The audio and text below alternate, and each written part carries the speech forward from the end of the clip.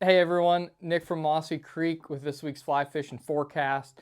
Today is Monday, October 16th. Just wanted to give you guys a little update on what's going on here in the valley. Not a whole lot of updates as far as rain goes. I know a lot of you are looking to hear that. We kind of got split by the rain again this weekend. So locally, really not much change as far as water levels go. But there's a lot of good stuff going on over in West Virginia, south of us, west of us, that I'm going to spend a little more time talking about. So before we get to that, weather looks awesome this week. Like we are in good, consistent fall temperatures right now, looking at like low 60s, maybe low 70s almost every day throughout the week. So really comfortable time to get out there right now. Just honestly, it's like my favorite time of the year to be out. The leaves are changing. It's beautiful. I was driving to the shop this morning and looked up the river, and you could just see colorful trees the whole way. And in my opinion, there's not a better time to be out on the water as far as just the views that we have here on the valley. So, we're going to talk a little bit about some of the other places you can go. Some of those are going to be a little bit longer drive for some people compared to what's normal.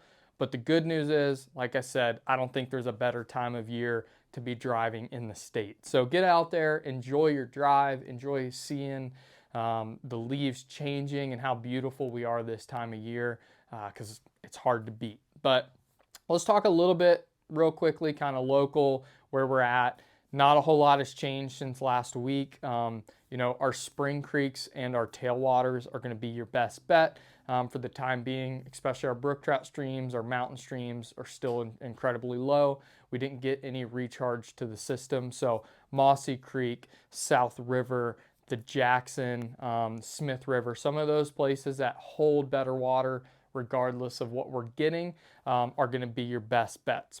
One thing to think about, a lot of our leaves are changing right now. Here over the next few weeks, especially on windy days, we are going to see a lot of our leaves dropping. Those trees are going to be drawing less moisture, and so that's going to help us a little bit. If we can get a tropical storm or something like that, our water is going to hold a lot better with all those leaves gone. So as we come into that cycle, that's going to play to our advantage a little bit. We've still been having some good reports from the bigger warm water rivers. I talked about it a little bit last week. Transitions are happening. Fish are starting to move to their deeper holes, but we still have some good, mild temperatures, beautiful days to be on the river. So you can still do some smallmouth fishing, some musky fishing. Big largemouth are going to be stacked on the wood in the deep pools. There's still options. It's lower, so especially with the colder temperatures, keep in mind that if you float, depending on what you are floating in, you may have to get out and drag some. So if it's a cold day, may need to think about waders or hip boots or something like that for when you get out and drag. But focus on those deeper, slower parts of the pools where those fish are going to be stacked up a little bit, still low and clear. So take your time. Fish stealthy, fish low, fish slow, and you can still have some good fishing out there. One thing to think about is you're kind of planning your fishing, especially on the big rivers. From right now till maybe the second week in November or so, roughly, your windiest days, you could have some pretty heavy leaf litter. And with the rivers at low flows right now, it's pretty easy on a windy day for the river to get chalked up and just make it tough. The leaf hatch, as they call it. Make it tough just getting your fly and not getting snagged every time and being able to get drifts, especially with our musky fishing and stuff. So as you're playing in that more so than other times, keep in mind that maybe a really windy day might not be the best option. Of course, can't catch them on the couch, so go when you can go. But if you have the ability to kind of pick and choose your days, just something to think about. So let's talk a little bit more about what you can do right now, okay? So I mentioned this last week as well, but we've been in a little bit of just a cycle of dry weather, not getting the rain, but a lot of places in the state and in West Virginia around us have gotten more rain than we have. That happened on Saturday. So as far as West Virginia goes, here from Harrisonburg, it's a short little jump over the mountain. People up north of us and south of us, like you can get into that state pretty easy as well. They start their state stockings on Wednesday. So West Virginia stocks an incredible amount of fish. They've already been talking about how many trophy-sized fish they're putting in this year. They have a little bit better water flows, and so if you haven't already, or if it is a state that you go over to, that's going to open up a lot of options here over the next couple weeks. So do some research. Look into what it would look like to jump over there for the day, because there's going to be a lot of places that are going to get stocked and have fish, and just spread people out a little bit. So keep an eye on their website. They'll announce some of those stockings and stuff to kind of help you get over there, but something to think about.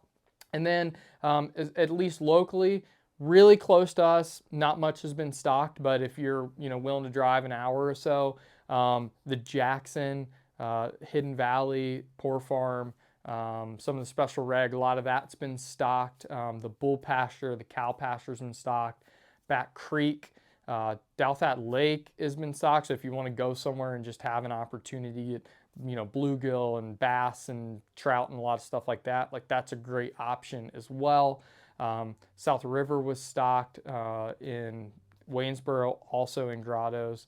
Hawksbill was stocked at some point. So there are some places to go. So take advantage of just how beautiful and comfortable it is to be out there right now. If the places that you like to fish are just not fishable right now, let's say you're a mountain stream fisherman or something like that, take advantage of some time to tie, zebra midges, small pheasant tails, that kind of stuff. Some really subtle small nymphs will be key in this low water. There's still a lot to do. A lot of folks have been coming in and taking advantage of a lot of our end of summer deals. We've got some great deals on insulation and waders and boots, some of that stuff that we're going to need as it gets cooler.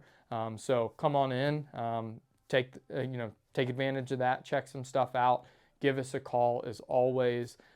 If some of these places we mentioned you kind of have no idea about and you want to spread out a little bit and need help, send us an email, give us a call. We're always happy to help. But there are places to go.